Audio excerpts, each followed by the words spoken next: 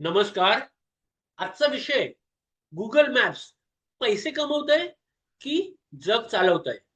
एका दिवसासाठी Google maps बंद झालं तर स्विगीचा डिलिव्हरी बॉय अडकतो, उबर ड्रायव्हर गोंधळतो, लॉजिस्टिक कंपनीचा माल उशिरा पोहोचतो आणि लाखो लोकांना अचानक जाणवतं की आपण रोज वापरत असलेली गोष्ट खरं तर फक्त ऍप नाही, ती आधुनिक अर्थव्यवस्थेची अदृश्य नस आहे.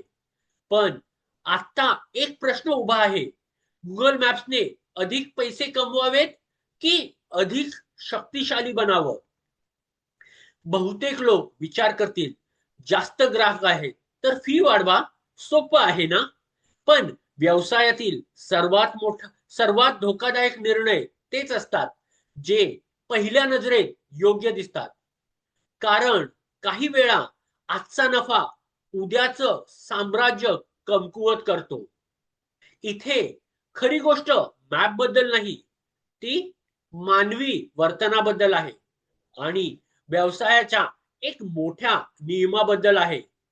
सर्वात श्रीमंत कंपन्या नेहमी जास्त पैसे घेऊन मोठ्या होत नाहीत. त्या इतक्या आवश्यक बनतात की लोक त्यांच्याशिवाय कामच करू शकत नाहीत. फरक समजला? रेव्हेन्यू म्हणजे पैसे, पण इकोसिस्टम म्हणजे सत्ता. कल्पना करा, एका गावात दोन पूल आहेत. पहिल्या पुलावर टोल आहे, दुसरा मोफत आहे. पहिल्या पुलाचा मालक विचार करतो, लोक माझा पूल वापरतात म्हणून टोल दुप्पट करूया. सुरुवातीला उत्पन्न वाढतं, लोक पैसे देतात. पण हळूहळू काही लोक दुसरा रस्ता शोधतात, काही नवीन पूल बांधायला सुरुवात करतात, काही जण गुंतवणूक करतात आणि एक दिवस जो पूल सर्वांचा होता तो फक्त काही लोकांचा राहतो. गुगल मॅप्स समोरही तसाच प्रश्न आहे. जर एपीआय फी खूप वाढली तर आज पैसा मिळेल, पण उद्या स्टार्टअप्स पर्याय शोधतील, डेव्हलपर्स नवीन प्लॅटफॉर्म्स बनवतील, स्पर्धकांना संधी मिळेल. कारण लोकांना कैदेत राहायला आवडत नाही, त्यांना मूल्य मिळायला आवडतं. यशस्वी कंपन्या ग्राहकाकडून विचारत नाहीत, आम्ही तुमच्याकडून किती कमावू शकतो. त्या विचारतात, आम्ही तुमच्यासाठी किती मूल्य निर्माण करू शकतो. हा छोटासा फरक सामान्य व्यवसाय आणि दिग्गज व्यवसाय यांच्यातील अंतर निर्माण करतो.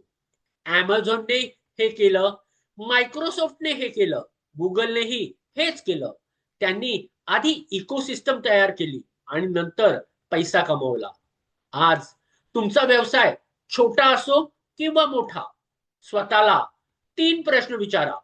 मी ग्राहकाकडून पैसे घेतोय की त्यांच्यासाठी मूल्य निर्माण करतोय? माझा व्यवसाय उत्पादन विकतोय की एक इकोसिस्टम तयार करतोय? मी पुढच्या महिन्याचा विचार करतोय की पुढच्या दशकाचा? कारण जे व्यवसाय वर्षामध्ये विचार करतात ते टिकतात, पण जे दशकामध्ये विचार करतात ते इतिहास घडवतात.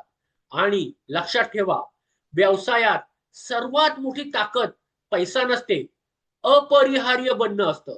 धन्यवाद.